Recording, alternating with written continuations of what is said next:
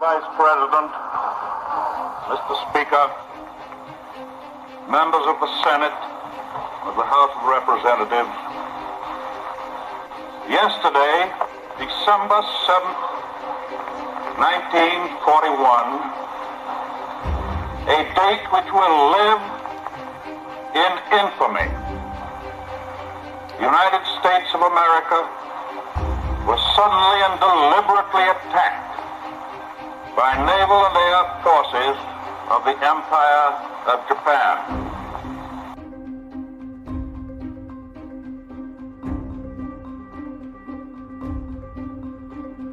After America put an embargo on Japanese trade exports in 1940, the relations between the two nations grew increasingly hostile.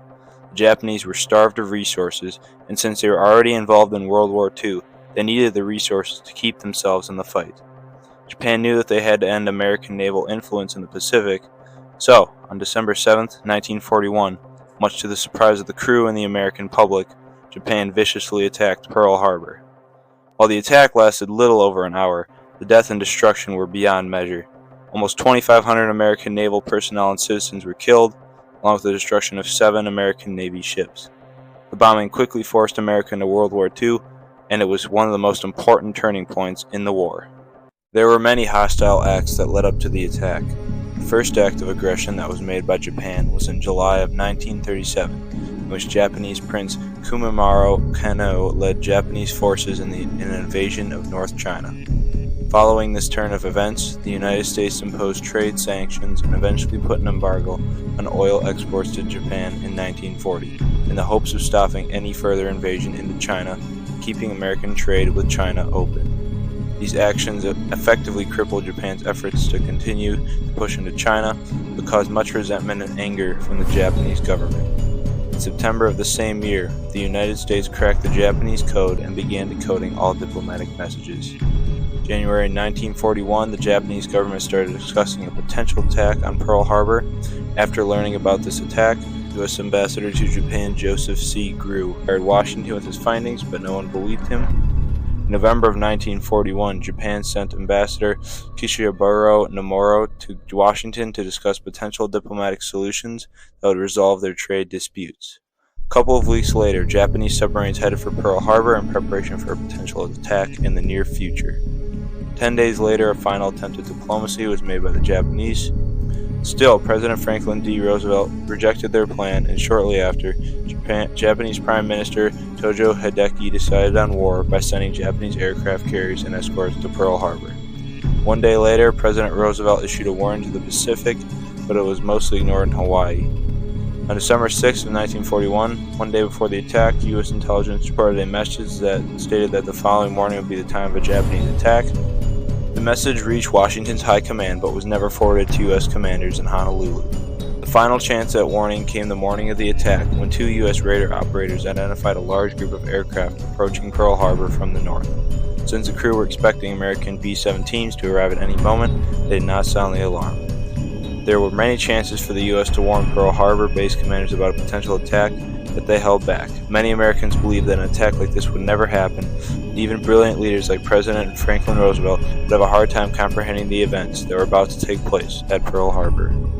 Following the plan made by Admiral Yamamoto Isoroku, the attack started at about 7:50 a.m. and lasted about 1 hour and 15 minutes.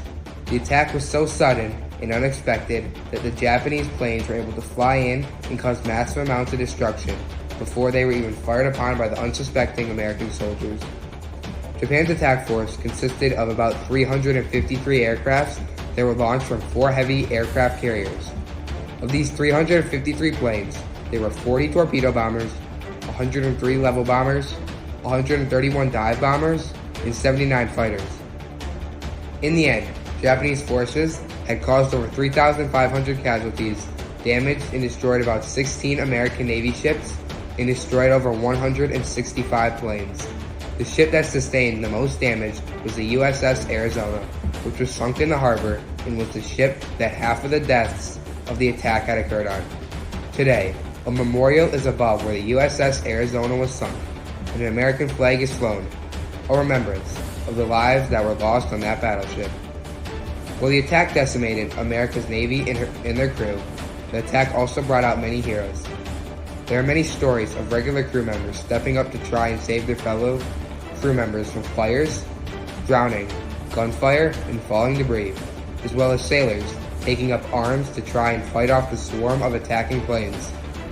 Joe George, who was a crew member aboard the USS Vestal, saved 6 fellow sailors who were trapped in the USS Arizona after it had been bombed by Japanese aircraft. Another hero, Sterling Cal, helped rescue American sailors from the burning water. Cal and his team swam in the fiery water from the oil spills to help save fellow sailors and recover the dead bodies of his former crewmates. And in doing this, he and his team put their lives on the line.